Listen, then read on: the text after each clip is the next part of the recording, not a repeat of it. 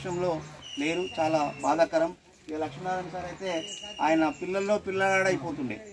ఆయన నాకు చాలామంది మిత్రులకు ఇంగ్లీషు ఫ్రీగా ట్యూషన్ చెప్తుండే. సారు చాలా బాధ, సార్ కూడా మన మధ్యలో లేరు. మరి ఈరోజు మనం ఇంత మంచిగా స్టేజ్లు ఎక్కి మాట్లాడుతున్నాము. మన మిత్రులు చాలా వర్తించాల్సినటువంటి అవసరం కూడా ఉంది. అలాగే మన తోటి మిత్రులు కూడా మరి చాలా బాధాకరం. మన చిన్న వయసులో 6 మిత్రులు మన నుండి దూరం అయ్యారు. శ్రావణ్ కుమార్ మరి ఆయననైతే చాలామందికి ఇక్కడ ఉన్న వాళ్ళకి పరిచయము. ఎక్కడున్నా